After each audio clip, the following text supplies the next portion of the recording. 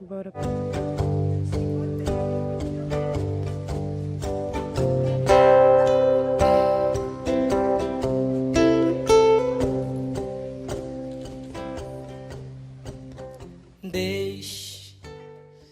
Esta é a série Deixe, do podcast Processo Rever, um podcast sobre desenvolvimento humano. E esse é o episódio 7, o outro lado, o abuso em meninos. Muito prazer, eu sou Paulo Altruda, eu trabalho com audiovisual e sou terapeuta corporal também. Eu sou de classe média alta, com todos os acessos e os benefícios onde uma pessoa branca tem, sendo de classe média alta. E hoje eu vim trazer um pouco da minha experiência e do meu lugar de fala sobre o abuso infantil em homens e meninos. Nesse podcast pode haver gatilhos. Então, esse é um espaço que não é terapia, mas é terapêutico. É um espaço seguro para que você possa ouvir e se conectar com o que você mesmo sente. E se os gatilhos forem muito grandes e coisas grandes acontecerem com você, eu aconselho que você possa procurar alguém ou um especialista que possa te auxiliar. Esse episódio é incentivado pela Lei Aldir Blanc, através da Prefeitura de Mairinque e também pelo coletivo Casa das Guardiãs. Hoje eu vou contar um pouco da minha história. A gente vem nesses 6 episódios ouvindo como foi para Mariana desde o começo, né, como ela descobriu até os processos que ela passou de transformação, de própria regeneração do corpo e do ser dela. E o que eu vou trazer aqui é uma experiência dentro da minha perspectiva, dentro dos meus processos e das coisas que eu tive acesso e até onde eu pude chegar e como eu pude chegar. Em 2011, eu estava voltando da escola com a minha mãe e ela comentou comigo que pessoas da família dessa pessoa tinham ligado para ela e contado que uma experiência tinha acontecido e eles tinham ido até a delegacia para denunciar essa pessoa. Nisso ela perguntou se alguma coisa tinha acontecido e eu não entendia direito. E eu não sabia mais ou menos o que estava acontecendo. E aí a gente foi até a delegacia e na delegacia eu contei a minha história toda, numa vez só. E foi a primeira vez que eu tinha entrado em contato com o que eu não acreditava que era um abuso, que eu não acreditava que tinha sido violado ou violentado por essa pessoa. Porque era uma pessoa muito próxima, não era da minha família, mas ela se aproximou e começou a entrar no nosso ciclo de amizade. Estando essa primeira vez em frente a um juiz, em frente à minha mãe, em frente a pessoas que eu nem conhecia, para mim é estranho e é interessante falar sobre isso, porque eu acredito que nesse momento eu estava ainda muito desassociado do tamanho da gravidade que isso era para mim. E quando eu trouxe tudo isso, foi um choque. Foi um choque, primeiramente, acredito que para meus pais, para minha mãe que estava lá comigo. Porque imagina para ela que nunca tinha ouvido nada ou não sabia e acreditava e confiava nessa pessoa, ouvir tudo isso de uma vez, sentando num lugar ideal para que isso provavelmente tivesse acontecido. E quando eu saí de lá, eu ainda não tinha relacionado e conectado todas as peças, né? Que nem eu já disse, do tamanho, gravidade, intensidade e violação que foi todo esse processo que eu passei com essa pessoa. E logo depois disso, algumas coisas começaram a acontecer na minha vida, na minha psique, no meu comportamento, que junto com meus pais eu decidi ir para terapia. Foi uma psicanálise, que primeiro a gente chegou, né? Eu tinha mais ou menos uns 16 para 17 anos. E nessa psicanálise eu comecei a abrir a minha vida, comecei a falar, coisa que eu nunca tinha feito com ninguém. E a gente começou a adentrar esse universo que foi. Para contextualizar um pouco mais, esse abuso ele ocorreu durante anos. Se não me engano, foram de 2 a 3 anos. Constante nessa conexão, nesse contato com essa pessoa, o qual eu, Paulo, tinha um amor muito grande, tinha um carinho muito grande, e não sabia e não tinha noção de que aquilo era uma violação do meu corpo, das minhas sensações, das minhas emoções, da minha vida, da minha psique. E quando eu comecei a nesse processo de abertura na terapia, a gente começou a adentrar e perceber tudo o que tinha acontecido por conta desse contato. E esse processo durou anos com esse terapeuta psicanalítico. Se eu não me engano, foram 7 anos de que a gente foi passando juntos. E em cada etapa de que a gente ia aprofundando, não só nessa situação, mas vendo toda a influência que essa experiência afetou a minha vida, as minhas relações, o meu dia a dia, a forma como eu me comportava, como eu me mostrava para o mundo, foi um processo intenso e longo, porque é isso, né?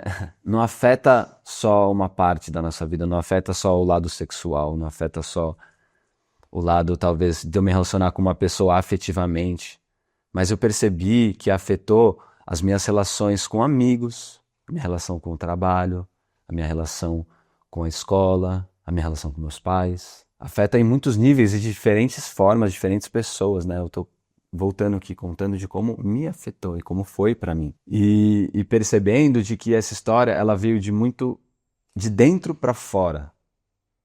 Quando eu não sabia, não percebia, não tinha noção. E não foi que eu me lembrei, como foi da Mariana ou de outras pessoas. Nossa, eu fui abusado. Foi... Isso aconteceu e eu sabia, e eu tinha noção. Eu lembrava de detalhes. Eu lembro de detalhes. Eu lembro da pessoa, de como ela era, de tudo, porque foi uma história de 3 anos. Não foi uma coisa pontual. Eu estou trazendo isso por quê? Para entender e para perceber que existem diferentes formas, diferentes jeitos do abuso sexual, do abuso psicológico, do abuso físico acontecer com a gente. Tá? E a partir desse momento que eu comecei a criar mais consciência, né, das coisas que aconteceram e que aconteciam comigo, eu comecei a entrar em contato com uma emoção que eu nunca tinha entrado na minha vida, que foi a raiva.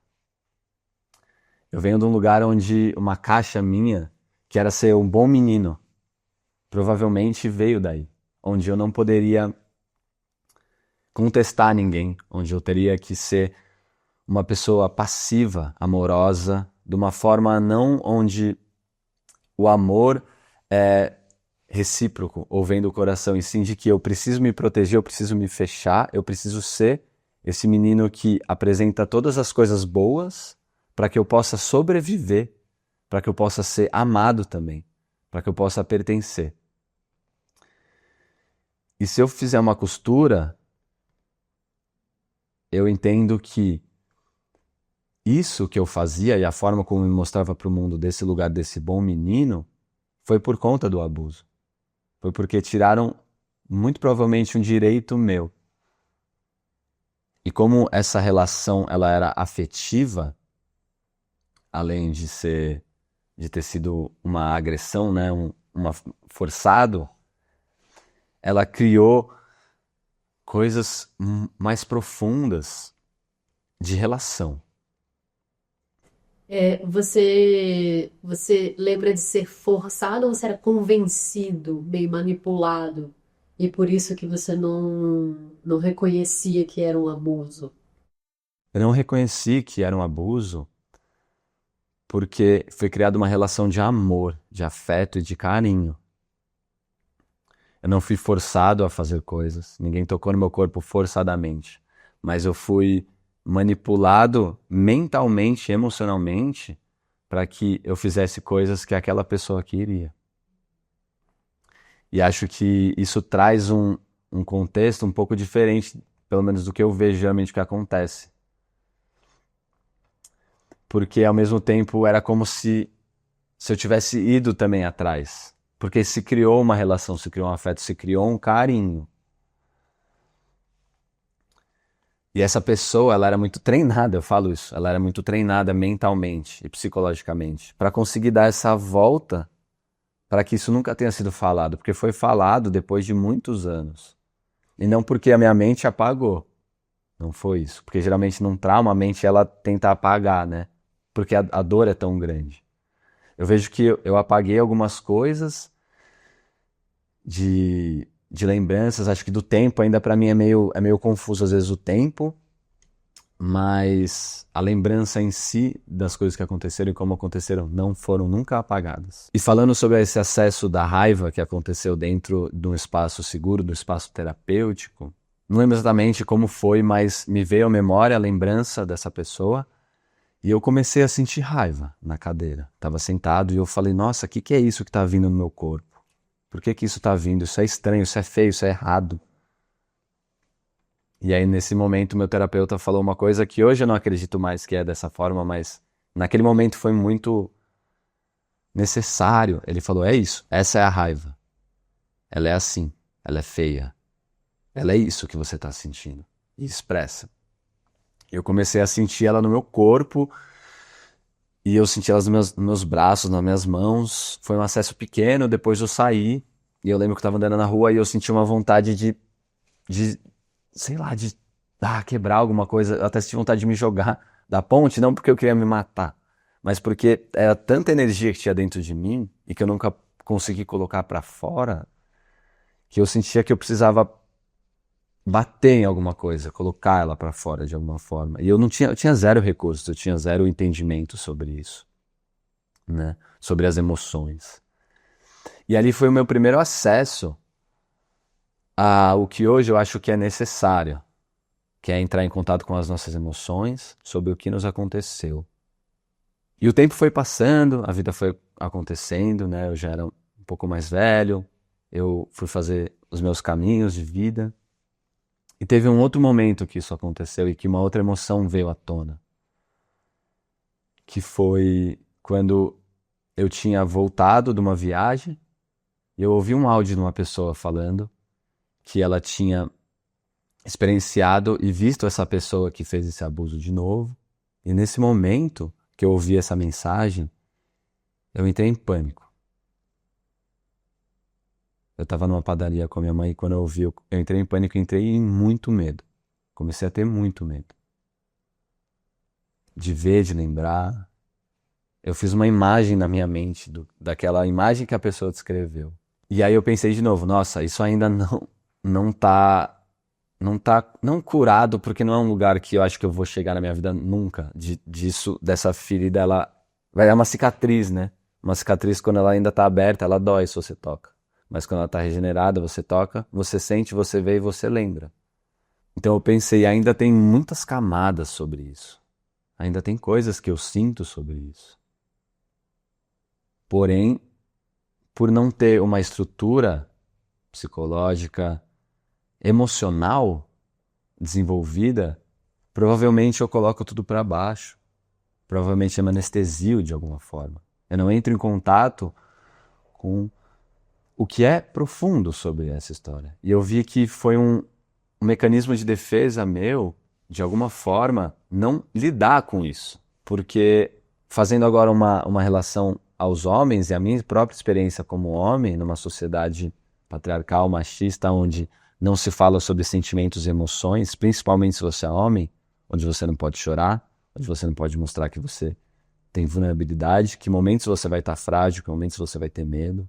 Eu nunca tinha conseguido até aquele momento compartilhar isso com alguém, compartilhar isso com um amigo, compartilhar isso com outro homem, a não ser meu terapeuta. Então eu me via sozinho. E aí a minha defesa foi, eu vou me desligar dessas emoções, vou me desligar de alguma forma dessa memória, para que ela não seja tão dolorida a ponto de eu não conseguir viver. E a minha pergunta é, o que isso causa na nossa vida? O que isso causa em você, homem? Não lidar com as coisas que você passou. E se você passou por um abuso sexual, o que isso está causando na sua vida? Como que isso se apresenta? Né? Pode ser através do relacionamento abusivo, pode ser através de uma doença no seu corpo, pode ser através de comportamentos que sejam destrutivos para você e para as outras pessoas. Explosões de raiva, uma depressão, uma síndrome do pânico. Porque quando a gente não olha para essas coisas profundas que nos aconteceram, isso vai para o nosso corpo. Isso reflete na nossa vida de alguma forma. E vindo de uma cultura, de uma sociedade onde a gente não pode falar sobre isso, qual é a nossa saída. Então, depois de ter passado por alguns processos e ter vivenciado algumas coisas, quando eu voltei para São Paulo, eu encontrei um amigo meu, Gabriel Kanashiro. E a gente começou a conversar e a gente falou, nossa, a gente passa por tantas coisas como homem e a gente não compartilha. E eu estava passando por coisas, e ele também. Provavelmente coisas ainda relacionadas a isso, porque eu estava passando coisas relacionadas à minha companheira daquele momento. E eu não apago e eu não consigo deletar e falar, o que eu vivo hoje é o que eu vivo hoje. Não, tá escrito na minha história, tá escrito no que eu passei. E nisso a gente começou a se abrir um para o outro e querer abrir espaço para homens, para a gente falar sobre isso, para a gente ter um espaço seguro de compartilhamento do que a gente passava. Interessante que na primeira roda presencial que a gente fez, a gente falou sobre a infância. E foi o único homem lá que tinha sido abusado. Então, se a gente fala que esse é um assunto só das mulheres, a gente está provavelmente negligenciando muitas coisas. Negligenciando a nossa própria história. Ou a história dos nossos irmãos. A história de outro homem. Como ela disse, né? 1 a cada 6 homens tem experiência de abuso sexual na infância. Por que isso é tão pouco falado entre nós? Por que esse assunto é tão pouco tocado entre nós? Provavelmente porque espaços seguros, espaços onde a gente realmente pode se abrir, ainda são muito escassos na nossa sociedade, na nossa cultura. E eu vejo que eles são necessários para que a gente possa, muitas vezes, quebrar ciclos onde há muito sofrimento, onde há muita dor, e ela é colocada de uma forma para fora com violência. Então, após ter começado esse grupo de homens, eu pude entrar em contato com outros grupos de homens, Portal Mundo Homem, Pais Pretos, Jornada Solar, e alguns outros que aqui eu não me lembro, mas também tem o Sacred Sons, que é de fora do Brasil. E o que isso me mostrou? E o que isso me ajudou no meu processo de, primeiro, de entender que isso foi um abuso, de que isso foi uma violação, né, do meu ser, foi quando eu pude adentrar outras camadas de coisas que eu não tinha sentido, né? Que nem lá no começo eu entrei um pouquinho e aos poucos eu fui entrando cada vez mais, cada vez mais, cada vez mais. E eu nunca tinha percebido que o que eu estava buscando nos grupos de homens era sim auxiliar outros homens e poder abrir esse espaço, mas principalmente do que eu não tinha, do que eu não tive. Porque se eu fui abusado por um homem, provavelmente a minha grande ferida, ela tá aí também. Teve um amigo meu que me falou isso uma vez, que eu levo pra minha vida, assim. De que quando isso acontece, e essa é a minha opinião, a nossa alma, o nosso ser, ele é fragmentado. E esses tempos eu tava pensando muito nisso, né? A gente tem a nossa casa, a gente tem um carro, tem comida, né? Coisas que o dinheiro pode comprar. Mas na verdade isso não é nosso. Se o Banco do Brasil ou qualquer instituição que cuide do dinheiro do seu país falar acabou o dinheiro, se talvez o governo chegar e falar a gente precisa tomar essa terra sua agora porque... Nananana. Nada é nosso. Só o que nos foi dado e onde a gente tem total, não sei se controle, mas responsabilidade de falar aqui não, é o nosso corpo. E quando fazem isso com a gente, pra mim é como se fosse uma das coisas mais graves no mundo. Tocar em uma coisa onde provavelmente a outra pessoa não podia. Isso fere dentro, profundo. E é uma regeneração longa, de muitas camadas, de processos diferentes, de formas diferentes. Compartilhando um pouco que o meu caminho, ele é o meu caminho, foi a forma que eu escolhi, a forma que eu achei que poderia melhor me auxiliar nesse processo. Então, abrindo esses espaços de homens, eu fui buscar a conexão com os homens. Conexão profunda, de vulnerabilidade, onde provavelmente esses homens com quem eu vou me abrir, com quem eu me abrir, o que eu espero é que eu não seja ferido como eu fui já.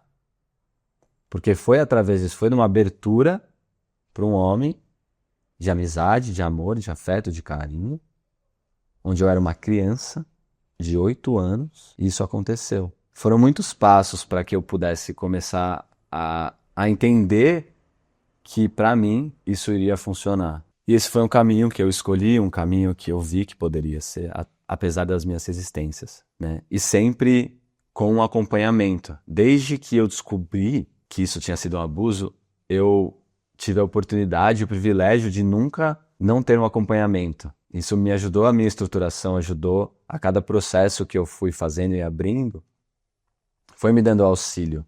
Então eu acho que se você pode, se você tem condição, né, de extrema importância ter um auxílio de um profissional. Ainda, né, como a Mari falou também, ainda o SUS e esse auxílio vindo direto do governo ainda é muito escasso, é muito difícil, mas existem formas, existem meios, né? Então é muito bom a gente poder se informar dos meios e das maneiras que a gente pode se regenerar disso que nos aconteceu. E quando eu fui me aprofundando nesse trabalho com os homens, eu fui percebendo muitas coisas que talvez eu já via dentro de mim, mas eu não tinha colocado organizado, porque a gente fala muito sobre um silêncio dos homens. Eu acredito que, não passando pano ou desculpando, mas que a violência, ela vem através de um sofrimento, de que provavelmente essa pessoa que viola a outra, ela sofreu. Isso não é para desculpar ou falar que apagar esse crime que é feito contra o corpo do outro, contra o ser do outro. Mas entender, hoje eu consigo entender de que se eu, Paulo, não abrir espaço para mim primeiro, para minha vulnerabilidade, para os meus erros, para as coisas que eu realmente tenho que olhar para dentro, eu não vou conseguir abrir essa possibilidade para o outro homem. Porque quando a gente abre esses grupos de homens, o que a gente mais vê é que a gente passa pelas mesmas coisas, só que fica em silêncio. Provavelmente a gente passa pelos mesmos problemas, pelas mesmas dificuldades, porque a cultura e a sociedade ela é uma. De diferentes formas, talvez. Mas em muitos momentos a gente se relaciona e pode falar num lugar muito parecido. Então, se eu passei por tudo isso e eu não tenho suporte, eu não tenho ajuda, eu não tenho uma outra pessoa que pode, às vezes, só ouvir o que eu preciso falar, como que eu posso, aos poucos, tratar isso? Como que eu posso olhar, né? Olhando para o outro é um espelho, muitas vezes. Como que eu posso olhar esse espelho? Como que eu posso me olhar no espelho e realmente enxergar o que eu estou olhando? Para que assim eu possa me transformar e transformar as minhas ações, as minhas atitudes. E abrindo esse lugar para os homens é como se a gente pudesse realmente quebrar esses ciclos, né? Porque se a gente fala que uma pessoa que sofre, muito provavelmente ela pode fazer o outro sofrer, a gente só quebra esse ciclo quando a gente abre um espaço para que essa pessoa possa se regenerar através desse sofrimento. E que ela tenha recursos, que ela tenha meios em que ela não precisa mais fazer isso com o outro, porque isso aconteceu com ela. E eu trago isso da minha perspectiva. Não vou dizer que eu sou o homem que, eu tô curado, eu tô transformado. Não, eu tenho machismo dentro de mim estrutural. Eu tenho racismo dentro de mim estrutural. Eu não sou um imbecil, porque eu pude passar pelos processos que eu passei e criar um certo tipo de consciência. Mas abrir esse espaço é fundamental para que aos poucos a gente possa ir olhando, né, o nosso lugar, seja qual for a forma, a cor, o jeito que você é, mas você se identifica como um homem. Porque é só assim que a gente vai conseguir transformar, mudar, regenerar, não só nós, como as pessoas ao nosso redor, o planeta. Porque eu vi que se eu não tivesse mergulhado de cabeça, se eu não tivesse enfrentado esses demônios que estavam dentro de mim, por conta disso tudo que me aconteceu, provavelmente eu ia estar doente, talvez eu poderia ter me matado, talvez eu poderia fazer mais mal às outras pessoas. Por que eu falo isso? Porque a gente tem números muito grandes quando a gente fala de homens. O número carcerário de homens é muito maior do que o das mulheres. No Brasil, 12,6% por cada 100 mil homens, em comparação a 5,4% por cada 100 mil mulheres, morrem devido ao suicídio. Então a gente tem o dobro de suicídio que acontece pelos homens. De novo, porque muito provavelmente a gente fala pouco, os homens falam pouco sobre isso.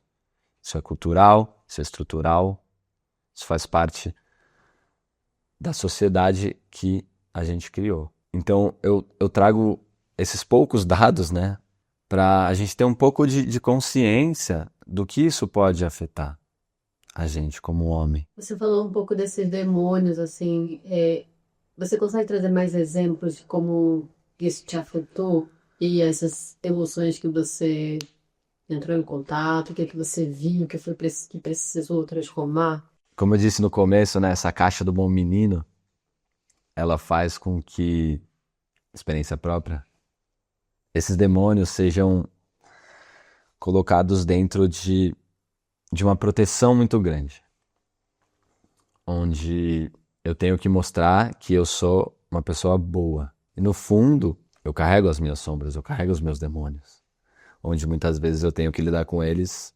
diariamente, de uma outra forma.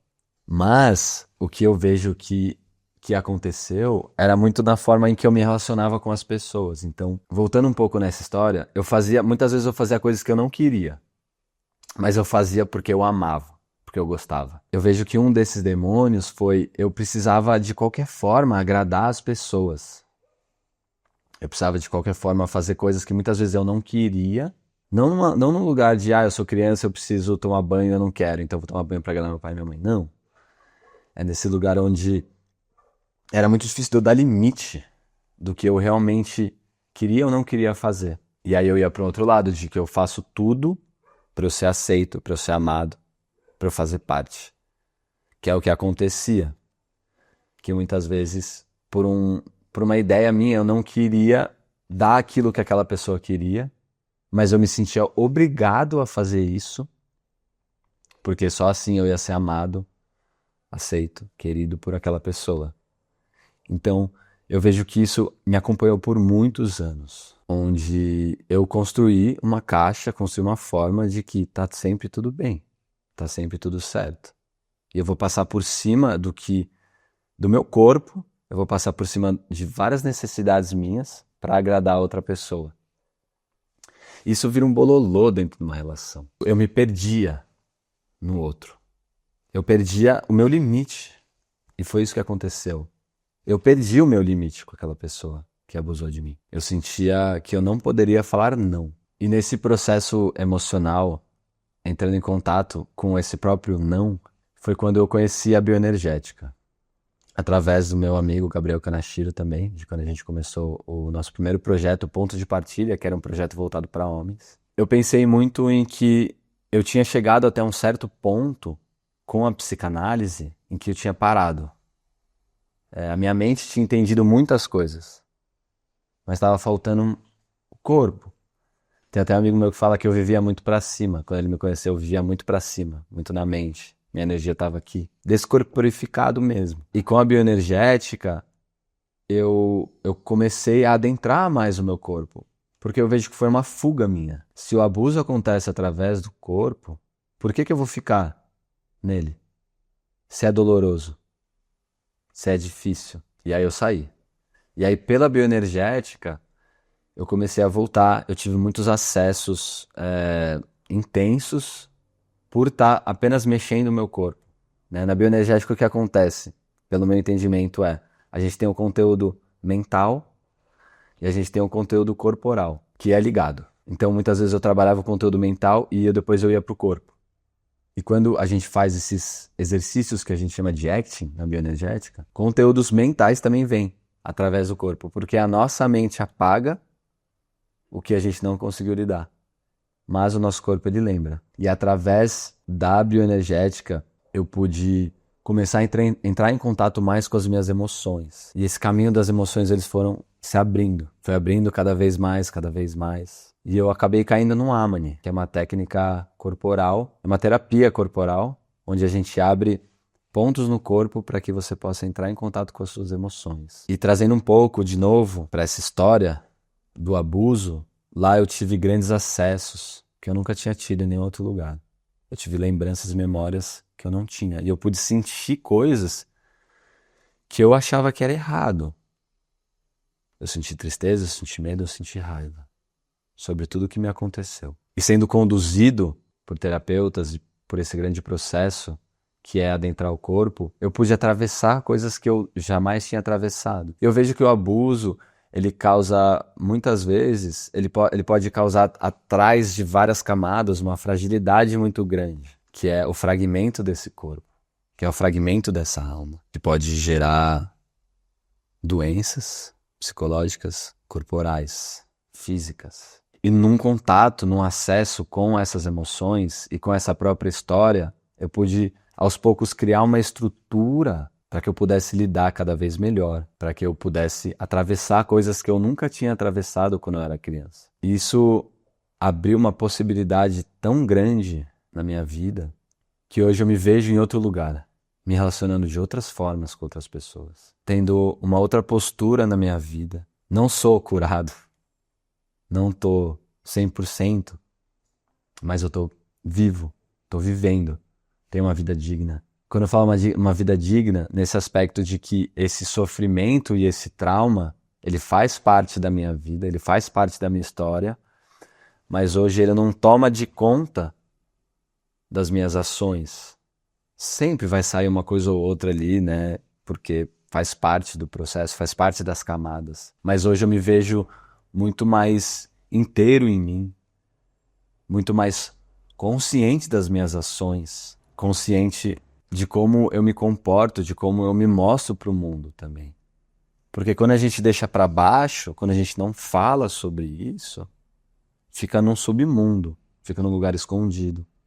E aí tudo isso que gera dos sentimentos, das emoções, sai de uma forma totalmente distorcida na nossa vida.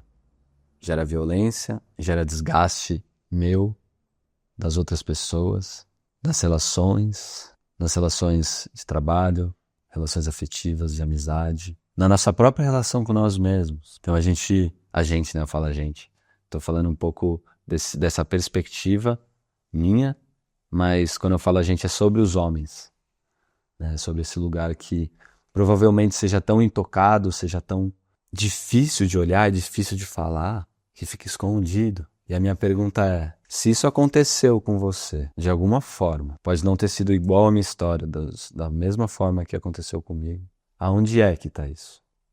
O que isso tem causado na sua vida? Como isso reflete na sua relação com você, logo na relação com os outros? Então, vindo de todo esse breve caminho que eu pude contar para vocês, eu vejo que não sei se eu posso falar isso, mas para mim não teve outro caminho a não ser sentir. E sentir não é com a mente. Eu já lidei com isso.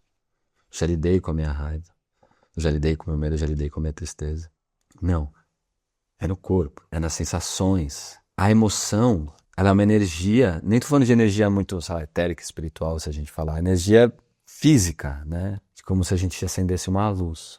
Isso é uma energia. A emoção é uma energia que ela vive no nosso corpo. E ela precisa de vazão. Ela precisa se movimentar. Senão ela fica estagnada, causa doença, causa dor. Né? Imagina um cano que passa uma água. Você está travado ali, essa água não passa. E aquilo ou enche, explode, ou vai para fora, ou cria uma matéria ali que talvez não vai ser tão boa, né? Uma vida que vai ficar ali presa. E quando a gente não se permite sentir, é isso que provavelmente acontece com a gente. A gente fala de um alto índice de doenças cardiovasculares com os homens. É muito maior, eu não tenho os dados aqui, mas é muito maior. Eu já li em vários livros que doenças cardiovasculares acontecem mais com os homens do que com as mulheres. Por quê? Porque a gente segura muita coisa no nosso coração. E a gente não expressa. Esse lugar do sentir, eu vejo que ele é tão necessário para que a gente possa atravessar coisas que foram muito difíceis da gente atravessar. Eu falo por mim. Hoje é muito necessário que eu me abra cada vez mais para o meu sentir, para que eu possa atravessar o que eu passo hoje e o que eu já passei. E o meu convite para você, homem, que está ouvindo isso, e se isso já aconteceu com você, é que você procure alguém de confiança, que você procure, se você puder, uma pessoa especializada para você começar a abrir um pouco o que é isso para você, o que foi isso para você e como foi isso para você. E também porque é muito lindo quando a gente pode atravessar e ir atravessando aos poucos esse processo. Porque aí sim a gente pode abrir espaço para outras pessoas, outros homens também, a falarem e a expressarem e a atravessarem o que a gente já atravessou. Porque sim, existe vida após o trauma. E esse é um pouco do tema que a Mari vai abordar no nosso último episódio desse podcast tão lindo, tão regenerador, tão transformador. Eu espero que o que eu trouxe aqui possa servir de inspiração, tanto para você que se identifica como homem, ou para você que se identifica como mulher, ou para você que se identifica como um ser não binário. Que isso possa te auxiliar, que isso possa trazer como se fosse uma luzinha no fim do túnel. Não onde alguém vai te curar ou alguém vai te... mas que possa ser de referência, sabe? Tô aqui, tô em pé. E me coloco disponível também para qualquer coisa que você queira perguntar, conversar comigo, né? Saber um pouco mais, talvez profundo, ou precise de algum auxílio. Até onde eu puder ajudar, eu vou estar. É com muita alegria, muito prazer que eu tive aqui com vocês nesse tempo, abrindo meu coração. Agradeço o convite da Mari de fazer parte desse processo, de fazer parte dessa regeneração que é. Um grande beijo a todos. Nossa, velho, é mó tenso, mano, sei lá, velho.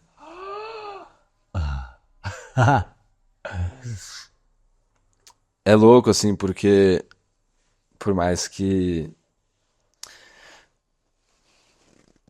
eu sinta já abrir de falar, às vezes fico um pouco receoso, assim, de trazer detalhes, sabe?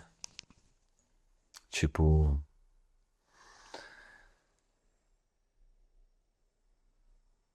eu acho que tem coisas que eu ainda não processei sobre isso, sabe? Momentos. Talvez seja pra sempre, pro resto da vida, né? Mas eu vejo que tem camadas, assim, profundas, profundas, profundas. Mas é isso, né? Como isso pode realmente, sei lá, é isso, acender uma esperança, sabe? Porque pra mim, se eu tivesse isso, sabe? Quando eu tava passando por esse processo, se eu, sei lá, até quando eu era criança, né? Meus pais nunca falaram comigo sobre isso, quando eu era criança. Nunca falaram sobre sexualidade, talvez se tivesse falado sobre isso, muitas coisas teriam, né? Então é muito importante que a gente fale sobre isso também. É necessário. Pode ser ruim, pode ser feio, né? Pode ser, tipo, delicado e, ai, meu Deus. Mas, se nós não falar, né? Quem vai falar? É isso.